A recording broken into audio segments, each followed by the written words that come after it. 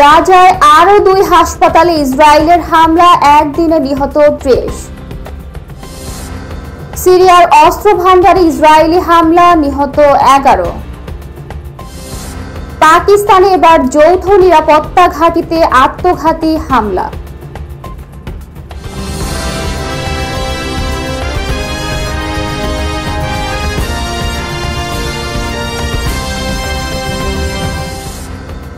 আসসালামু আলাইকুম, আপনাদের সাথে আছি আমি নীলা ইসলাম।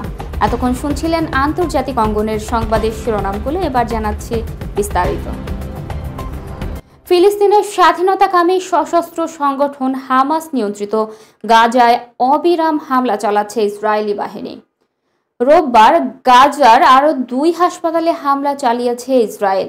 কাতার ভিত্তিক সংবাদ মাধ্যম আল জাজিরার লাইভ প্রতিবেদনে এ তথ্য জানানো হয়েছে।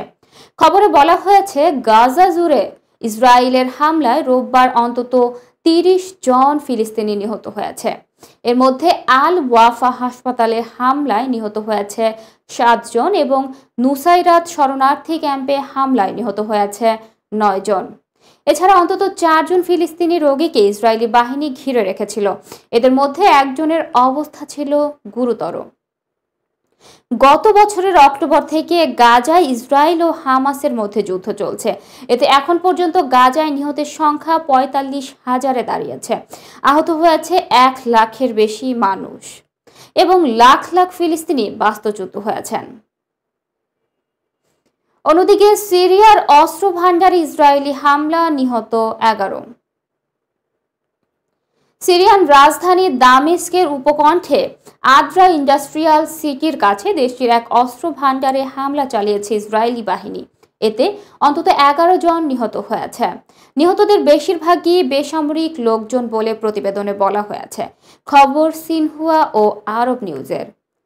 সিরিয়ান অবজারভেটিভ ফর হিউম্যান রাইটস এবং স্থানীয় মিডিয়ার বরাতে বলা হয়েছে, ঘটনাস্থলে এখনও তল্লাশি ও উদ্ধার অভিযানকারী দল অবস্থান করছে। তারা নিহতদের লাশ ও ধ্বংসাবশেষ পরিষ্কার করছেন। সিনহুয়ার প্রতিবেদনে বলা হয়েছে, বিস্ফোরণের ধ্বংসাবশেষ উড়ে বাশার আল আসাদ সরকারের অনেক স্থাপনায় ব্যাপক ক্ষয়ক্ষতি হয়েছে। প্রাথমিক রিপোর্টে বিস্ফোরণের দুদিনের মধ্যে 2 জনের নিহতের খবর দেওয়া হয়েছিল, কিন্তু পরবর্তী সময় নিহতের সংখ্যা বেড়েছে। সামাজিক যোগাযোগ মাধ্যমে ছড়িয়ে পড়া এক ভিডিওতে দেখা যায় বিস্ফোরণের অনেক স্থাপনা ব্যাপক ক্ষয়ক্ষতি হয়েছে।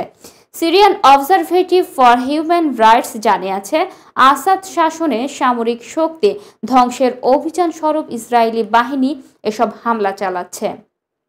চলতি মাসের গত 8 ডিসেম্বর বিদ্রোহী গোষ্ঠীর ঝড়ো আক্রমণের মুখে বাশার আল আসাদ সরকার পতন ঘটেছিল। এরপর থেকে সিরিয়ান সামরিক স্থাপনায় 5 শতাধিক হামলা চালিয়েছে ইসরায়েলি বাহিনী। এছাড়া ইসরায়েলি বাহিনী সিরিয়ান ভূখণ্ড দখল করাও শুরু করেছে বলে অভিযোগ উঠেছে।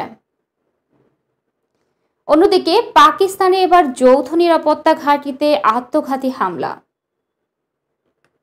পাকিস্তানের খাইবার পাখতুনখোয়ার একটি যৌথ পুলিশ ও নিরাপত্তা ঘাঁটিতে আত্মঘাতী হামলা হয়েছে। এতে দেশটির নিরাপত্তা বাহিনীর 4 জন সদস্য আহত হয়েছেন। খবর খামা প্রেসের। ডনের বরাত দিয়ে খামা প্রেস জানিয়েছে, দেরাতং রুটে নিরাপত্তা ঘাঁটিতে এই হামলা হয়েছে। হামলাকারী একটি গাড়ি ব্যবহার করে এ হামলা করেছে। এতে 4 জন আহত হয়েছে এবং নিরাপত্তা ঘাঁটির উল্লেখযোগ্য ক্ষতি হয়েছে। তবে এই হামলার দায় এখন পর্যন্ত কেউ স্বীকার করেনি। সম্প্রতি দেশটির নিরাপত্তা বাহিনীকে লক্ষ্য করে একের পর এক হামলা চালিয়ে যাচ্ছে তেহরিক ই তালিবান পাকিস্তান। এর জবাবে গত মঙ্গলবার আফগানিস্তানে ব্যাপক হামলা চালিয়েছে পাকিস্তানি বাহিনী। এতে অন্তত 46 জন নিহত হয়েছে বলে দাবি আফগানিস্তানের। তবে পাকিস্তান বলেছে তারা টিটিপির স্থাপনা লক্ষ্য করে হামলা করেছে। এরপর পাকিস্তানের উপর পাল্টা হামলা চালিয়েছে আফগান বাহিনী। এতে পাকিস্তানে অন্তত 19 সেনা নিহত হয়েছে বলে দাবি আফগানিস্তানের। পাকিস্তানের ন্যাশনাল অ্যাসেম্বলির বরাত দিয়ে বলা হয়, গত 10 মাস পাকিস্তানের সন্ত্রাসী হামলায় অন্তত 924 জন নিহত হয়েছে। আহত হয়েছে 1353 জন। দর্শক, এই ছিল এখনকার মতো। পরবর্তী সংবাদ দেখার আহ্বান জানিয়ে এখানেই শেষ করছি। ধন্যবাদ সবাইকে এতক্ষণ সাথে থাকার জন্য।